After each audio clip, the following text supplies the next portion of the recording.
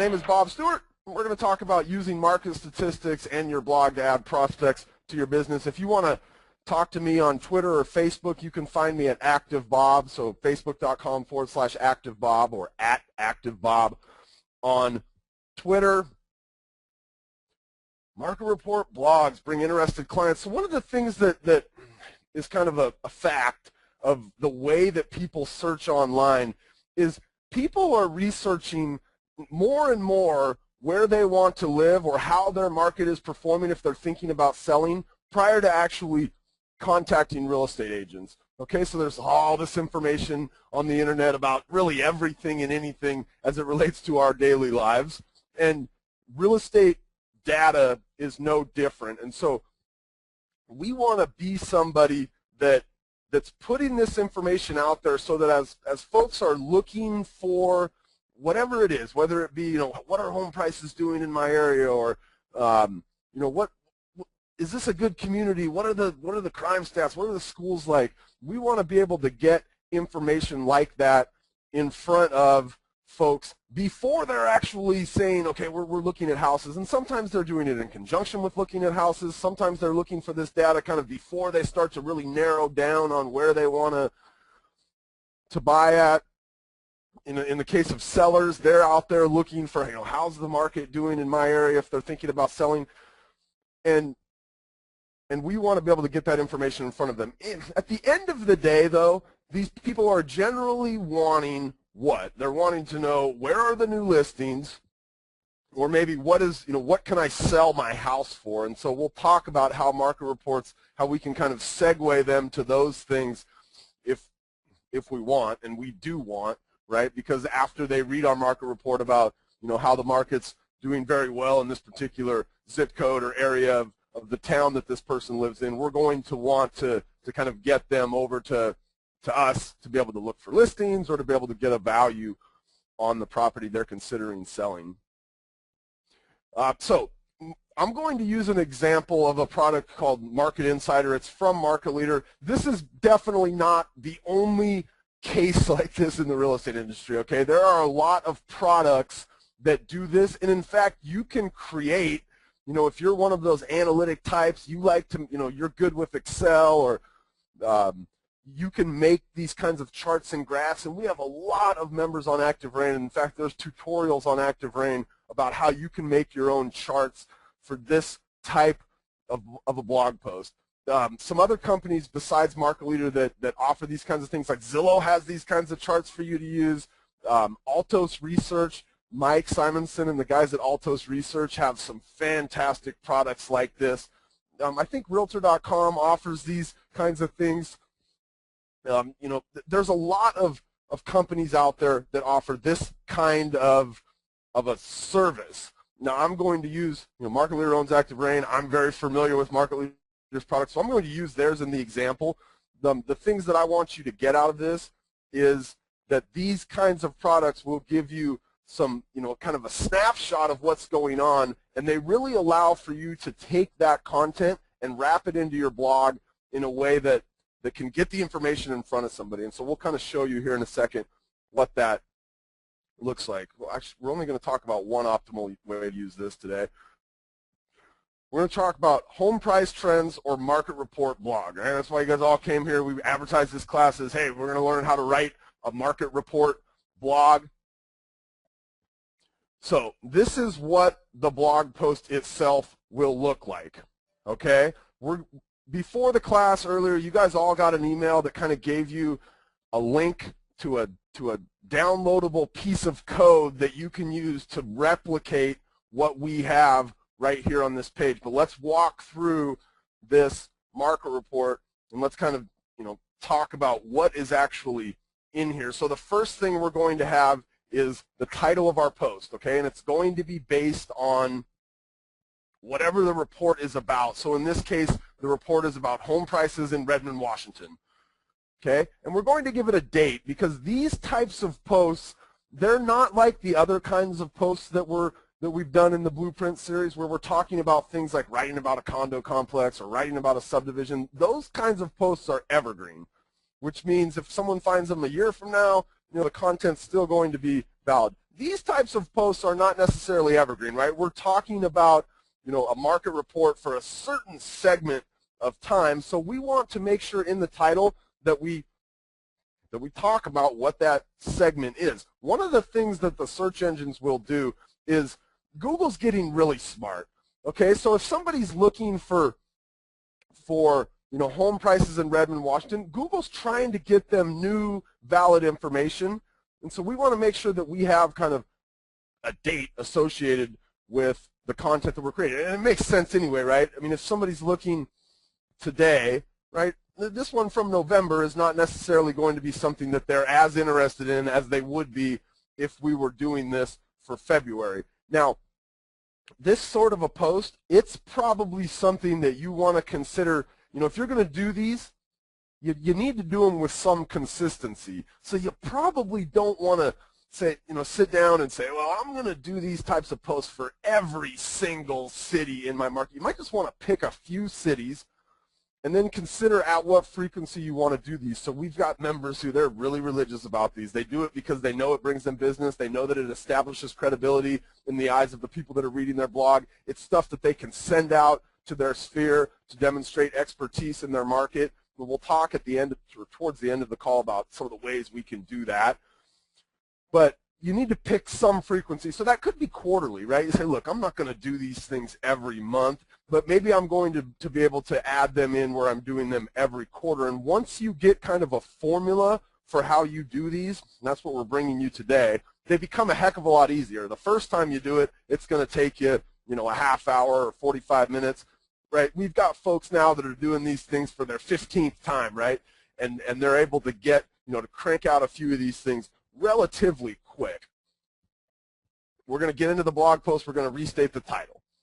Okay, so we do that because that's a good solid fundamental from our SEO classes that you guys hopefully have joined us for.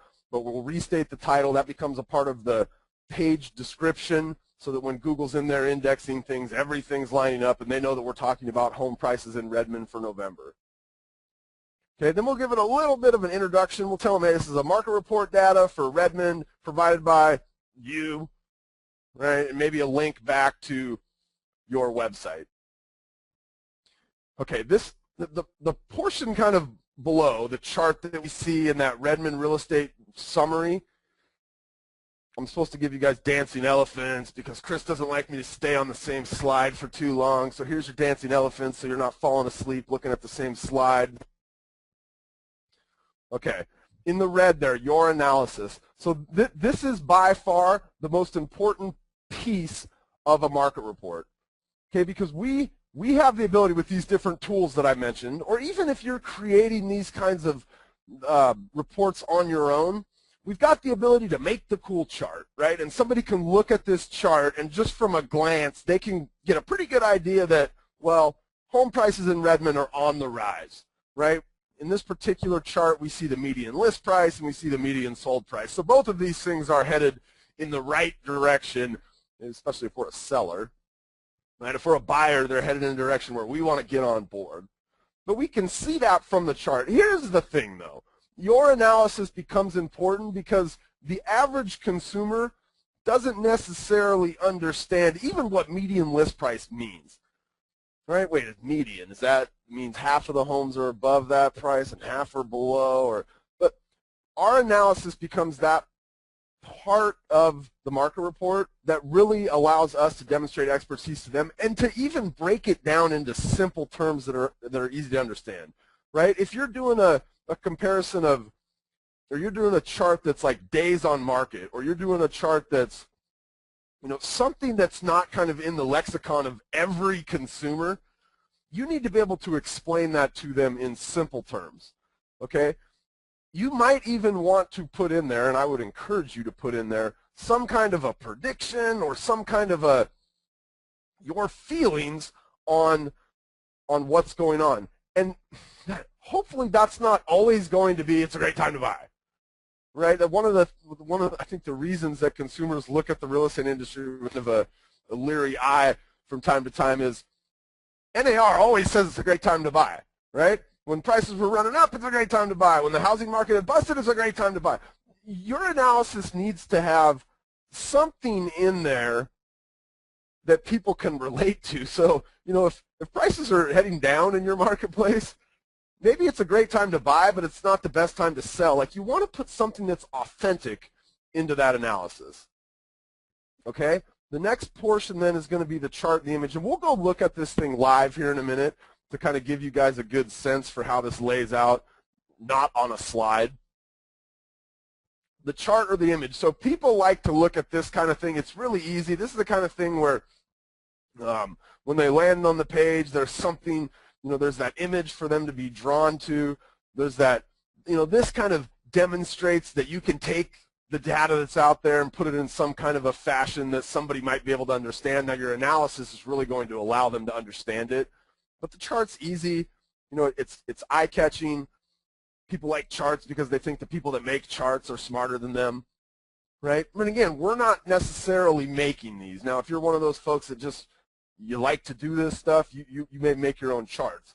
But if you'd rather use something like the Market Insider from Market Leader or Altos Research or, one of those other companies out there that offers these kinds of charts, you definitely want to get that chart into the blog post.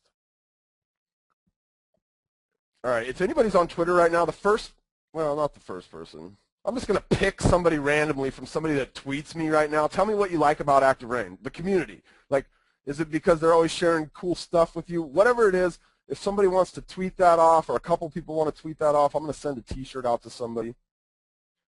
Just do that to make sure you're still awake. Because sometimes market report stuff can get a little bit boring, right? Like, oh, gosh, I got to do these things every month. But listen, the people on Active Rain that are doing these every month, there's a couple of things that kind of come out of writing these market reports.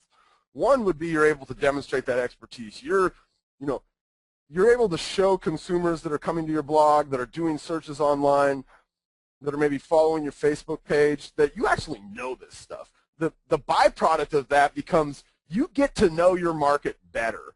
And I hear this from a lot of folks just for blogging in general, but definitely for these market report type posts, you really start to understand your market better. Okay, it's almost inevitable. If you're going to dive in and start to write this stuff, start to post it for consumers, right, you start to get a handle on it. You're following it from month to month.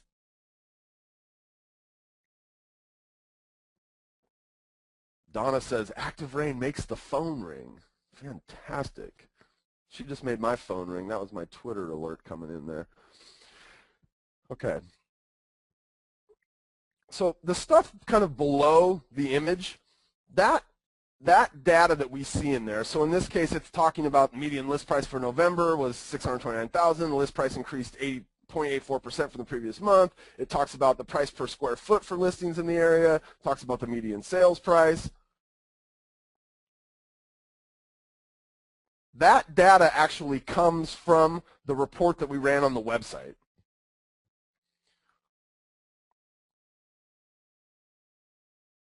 We are simply going to copy and paste it, and I'll show you this here in a second, kind of the live version of that backend and how easy it is to just grab that data right out of there. Okay, that little lead gen image that we have on the right-hand side there, that pick your future neighbors, get free community reports from my website, that's something we'll give you guys the links. We've built some of these little images for you guys to be able to use in your blog posts. Okay, we'll give you guys those as part of the template. It's just it's kind of that image call to action. It's that thing that somebody can look at real quickly and go, ooh, wait, what? I can get free community reports? Like, here, let me check this out. We're always just trying to drive them back to our website because our blog, the lead capture opportunities on our blog are not going to be quite as effective as they are on a good, solid lead generating website. And then we've got this kind of final call to action, find homes for sale in Redmond. And what I'm doing at the bottom here is, again, remember, at the end of the day, they're either looking to find listings or they're looking to potentially get the value on their home. So we want to have some kind of calls to action down there at the bottom that allow them to search for homes in Redmond, right? So you can see that link. Visit my website to search for homes in Redmond. right? Or to find out what your home is worth in the current market, email me or call. In this space right here, if you've got something on your website where somebody could go off and like give you their address, right, for you to do a free CMA or something like that, or just a CMA. I guess we don't have to call them free anymore because we'll all do them for free, right? But if you have something where somebody can give you their info on your website, right, you'd want to link back to that page. But you want to have both of those kind of calls to action at the end. One, how do they find the houses that are currently available? And then two, how do they request a CMA or be able to have you tell them how much their house would sell for? Right? Because both sorts of consumer, the buyer and the seller, are looking for this sort of data. Okay, we're going to go into what to do with this thing once you've posted it here in just a second. I want to kind of show you the post itself now, and let's just look at it kind of live. So I've got home prices in Redmond, Washington. I have to start making these things members only. The last time we did one of these classes, we did a class on creating posts about condo complexes, and I did a live post, and I linked back to a website that's kind of a demo site here at Market Leader, and I'll be darned if that thing didn't generate a lead and had like 25 people click through back to the website. So I'm a little bit leery now of putting these posts out for the public, because even though my post did have the right information in it, nobody's following up with that lead that was generated. So that makes me feel bad, I guess. So I'm going to leave these things as members only from now on. But they rank in the search. If I turned it on, they start to rank in the search engines. And gosh, if they aren't generating leads, and that's a lead that some other agent could have had. So, so what we see here, we see, title. Restate the title, right? Little information about who provided this stuff, me, essentially. You don't necessarily need to have that part right there in here. This is a template for you guys, okay? You can use this to kind of get started with these things, but as you really dive in and get going, you may kind of deviate from the template that we've given you because you've gotten comfortable with it, okay? Couple paragraphs about your analysis on the market, okay? In these paragraphs, I'm going to have links back to where they can find this same report on my website. So I want to bring you back really quick. This is the Market Insider tab right now. And what we see here is the chart that I'm using, right? And this is actually for today's data. So this is looking at it for March, whereas when I first created this class, we were looking at it a couple of months ago. But what I would do right here is I would just take a screenshot. So on my Mac, I hit Control-Command-4, but hopefully you know how to do a screenshot, right? I'm just going to screenshot that image. Boom, I've got the screenshot there, okay? And then this content over here, the stuff that the Market Leader site provides for me as data, that would be what I would bring over here and paste into this little spot right here. So I don't necessarily need to figure all that out. Now, if you're doing it on your own and you're tracking your market very closely and you're creating your own charts and graphs, this is going to be kind of information that you need to put together, right? But up here, where we actually talk about what's going on in layman's terms, in terms that people can understand, where we put our own emphasis on it, where we give them our own thoughts, right? That's going to be where we kind of break down whatever data we've got in here.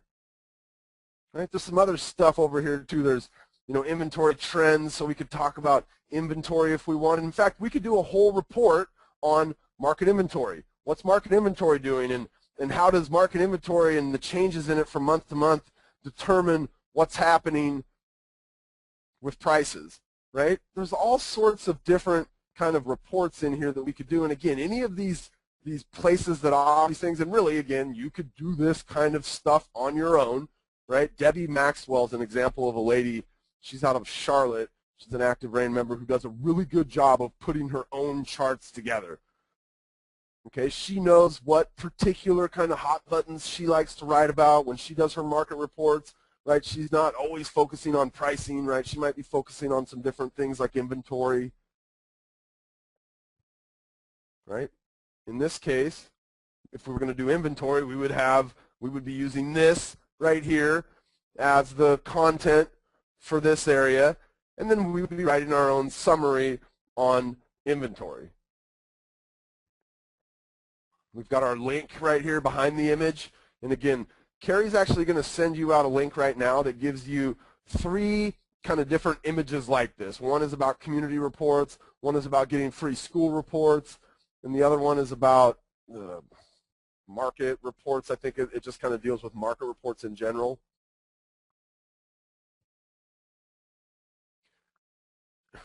This post didn't take me very long to put together. Now, the first time it might have taken me a little while, 30 minutes, 45 minutes, but once I've got this down, I know I just need to go in and get the screenshot. I need to grab this content right here, right? And then I need to write something about it, and I wrote this, you know, in 5-10 minutes, right? Just my opinion on what I'm seeing in this data. Okay, so here's what not to do with your market report. So I've got my market report, I wrote it, and now I post it, and then I sit back and I wait for traffic, and I twiddle my thumbs, and the website visitor lands there, and then they become a prospect, they convert on my website. So that's not necessarily the best way to do this. Maybe there's kind of an ecosystem here around a blog, and we've shared this before, and we'll share it again in the future. So we've got our blog, okay? We've got some organic traffic that we're going to get, but we've also got some ways that we can kind of promote the really solid content that we're sharing. So if you have a Facebook business page, you might want to share it on there. Some of you guys, you know, assuming that the only thing you're posting on your Facebook personal is not just about business, you may choose to kind of mix in one of these reports from time to time. Now, I wouldn't do it with every report that I wrote, but if I was doing a market report in my area and something really dramatic was happening, you know, the inventory was ridiculously low and it was driving prices up and there were starting to be multiple offers, and right, that might be something I'd share on my personal page, like, my goodness, the market is just smoking right now, working, I'm so busy. You know, here's a really good insight into why things are picking up in the real estate market. That's something I could share on my personal page, right? But I wouldn't do it if I was just sharing business stuff. I would do it in the context of talking about what I got going on this weekend and whatever else I share, right? Some inspirational stuff that I might have shared, that video that I saw that brought me to tears, right? I'm going to share it in the context of kind of my whole life on my Facebook personal page. Tweeting. If you're not tweeting already, forget about it, right? You need to spend some time figuring out Twitter. Again, Twitter is one of those places where if all you do is pump out your content about your business and the real estate market, you're probably not going to get a lot of return out of Twitter. Twitter's something that you got to kind of get in there, figure out. Pinterest, gosh, if you guys aren't using Pinterest right now, it's a really good source of traffic for websites. In fact, Pinterest is driving more traffic to ActiveRain than Twitter is. And we don't even have a real solid Pinterest strategy, which kind of embarrasses me to say, but a lot of our members do. And so they're doing a really good job of posting stuff to Pinterest that's driving traffic back to their blog posts. Again, Pinterest is that kind of visual-based, right, visual-based social network, and market reports with these kind of, you know, potentially cool charts of the market running away in Redmond, right? That might be something of interest to post on Pinterest. An email out to your prospects. So, you know, if you've got a database and you kind of have an idea of where in the pipeline some of your prospects are, maybe you've got them sorted by where they're looking at, right? Sending an email out to your prospects, kind of a mass email. I hate to use that term, but you know, hopefully you can segment up your database a little bit so that you're sending, you know, the appropriate emails to the appropriate prospects. But if you have hot prospects, right, you have somebody who's just kind of on the fence about selling in Redmond and you want to try to show them, gosh, the inventory's low, like we're starting to see, you know, sales prices come up, and you're trying to get them off the fence, this might be something you send to like an individual prospect as well, not just something that you consider sending out to like a broad base of your prospects. Google authorship and Google+. So I would definitely get on and share this on Google+, and we've done classes on Google+, and we talk about how those can help enhance your search engine rankings. Google Authorship will definitely do that. It'll get your little face next to the search results. Okay? And then a lot of these things can promote additional organic growth. So, you know, you send this out as an email to your prospects, and one of your prospects forwards it to one of their buddies and says, man, you know, I think we're going to stay in our place, but I know you and your wife were talking about selling, and, you know, my real estate agent just sent me this great, this market report that shows how the inventory is super low, and it looks like if you were, you know, to list your house now before the kind of rush of people listing in the spring, you might be able to get a top dollar for it, right? So that organic growth continues to kind of get that trailing traffic for you. Somebody else might share it. Hey, look what my real estate agent sent me.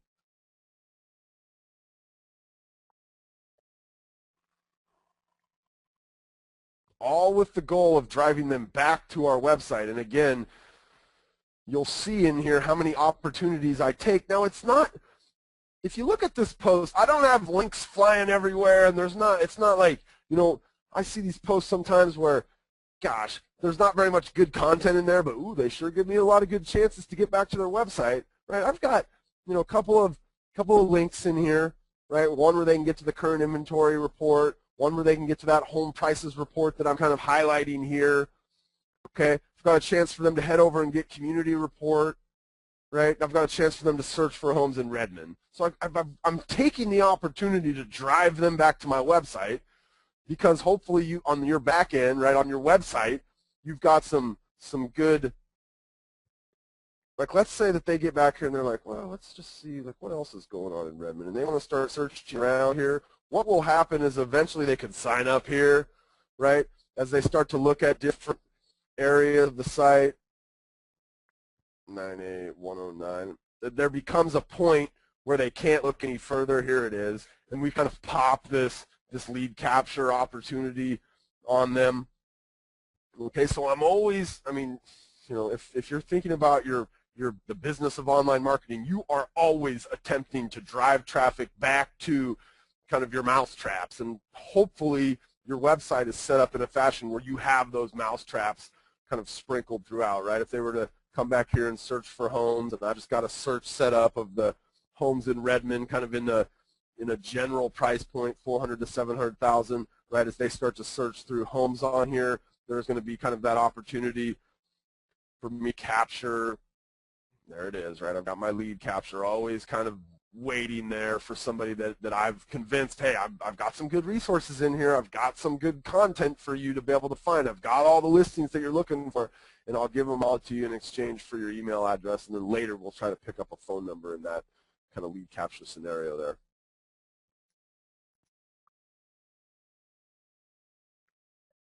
So calls to action, we talked about those, the links that we might have out of there. We had that one image call to action. We're always trying to drive them back to our website. Okay, here's those different calls to action that Carrie sent the link out for you guys. So you can go on to, there's a blog post on Active Rain, and all you need to do is once you get to that blog post, just hover over the image and right-click and save it to your desktop. And you can save that image right down to your desktop and be able to have these kind of different images that you can use, you know, not only in these market report posts, you could throw these into some of your other sorts of blog posts that you guys are doing as well. And then your calls to action, contact info. So you want to have your contact info in your signature line at the bottom of your blog on Active Rain, and this is going to be something that stamps on the bottom of every one of your blogs, and Diane does a really good job here, right? She makes it really easy for you to figure out how to call her, how to find her website, how to find her on Facebook. She's got all of her social media icons down there at the bottom, where if somebody, you know, they were a big-time Pinterest user and they want to connect with her on Pinterest or Google Plus or Facebook or Twitter or LinkedIn or whatever it is, she's got those kind of icons down there. She's got all of her good contact info, and she's got a nice, clean signature line that attaches to the bottom of every post that she writes. All right, let's see if we got any questions in here, and I need to come out of the full screen mode, and I actually have a call that I'm supposed to jump onto. So we're going to answer questions for just a minute or five here. Rich asks, is the inventory report separate from the median price report? You know, Rich, there's not actually, and this is kind of there's not a separate link for them. Well, now I'm into the, here, let me see if I can sign in here. Yeah. So I'm going to get behind the firewall here, but there's not a separate link for this thing, Rich. So that's a little bit of a challenge. You know, you might have to make some kind of a note if you were linking back here saying, you know, just scroll down, the market inventory trends is just below the price trends report, something like that. He says, can you point out your keywords as well? So home prices and revenue. So he's saying, did you get your, so there's one instance. My second instance would be here, and I missed the mark on this one. Okay, I should have had this link say home prices in Redmond, WA for November 2012. That's what this link should have said, and that would have gotten me my second use of my keyword. And I may have missed the mark on my third use of my keyword, which would have been, you know, a horrible thing for me to have done in here. Redmond home prices. So I could have put it behind my image right here and made this one Redmond or home prices in Redmond, WA for November 2012. Instead of I just did Redmond home prices, that could have been my third use of the keyword phrase. So I'm not even following my own rules here. Rich is calling me out. I appreciate it. But from our SEO class, we know that we want to get that exact keyword from the title of our blog post in there 3 to 5 times. Hey, Bob, we sent out that HTML code, and people are wondering what to do with it. Can you quickly show them? Or yep. So here's what you would do with that HTML code, and I'm just going to grab it out of my blog real quick. I'm not going to go. So you guys downloaded this from Wistia. Okay, so we sent you a link and said, hey, you can download this piece of code that kind of gives you the template, and this is the code that you have. So what do you do with that? Well, what you're going to do with that is you're just going to use that as kind of an example here. So you come in here and say, okay, I'm going to create a new blog entry. Okay, in this area here, you're going to come over to this little HTML tab. So HTML, you're going to pop that up. It's going to be blank, and you're just going to paste that in there and hit update. And now this is going to give you kind of the layout for this sort of a post. Now, what you'll want to do is you'll want to change the things that aren't for you, right? So if you're, so like let's say that I was doing a report for home prices in Seattle for March of 2013. So I would come in here and do Seattle for March of 2013, right? I would come in here and say Seattle home prices, and I would just be able to kind of adjust this, but it keeps the same formatting. Okay, I wanted to swap the picture out, and I wanted to use this photo right here. Right, I would take a screenshot of that photo. I would come back here. You would just delete what I have in there, but you still got the spacing in here. Your cursor's still there. I'm just going to come over and add my image in.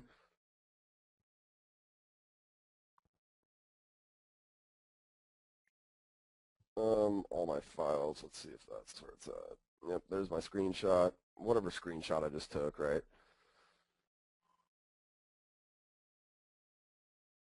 I'm going to upload that. I might give it a title. So I needed to get that good image title in there, so I'm going to do home prices in Seattle for March of 2013.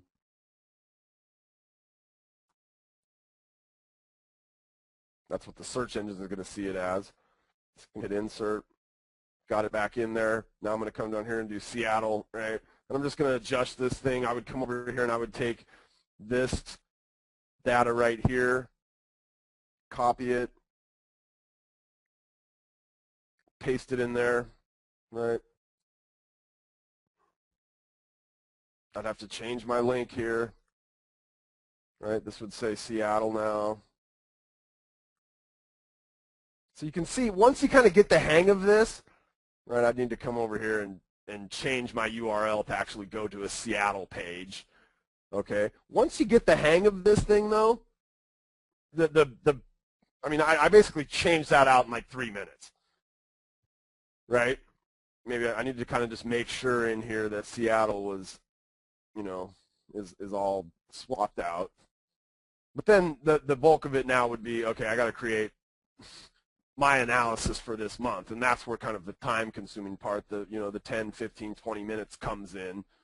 But in terms of taking that template and just switching it out, that's what that would look like, right? So it holds the formatting. I just come down here and I would post that.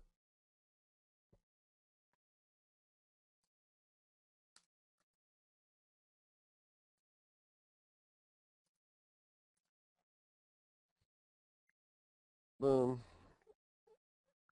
I know that I got to put an ActiveRain channel on this thing, so I'm going to call this the real estate market, and I'm going to call it market statistics. And I'm just going to post this as a draft, but you guys would make it public. All right. So again, I mean, it even gives me a chance to share it on Google+, share it on Facebook if I wanted to. I would have had to change what I'd written in there because that was about that report from November for Redmond. Question still, here's what you can do. You can go to our Facebook page, so facebook.com/ActiveRain, or your question on our Facebook page. After every class, we get a couple of folks that jump in there and ask a question or two.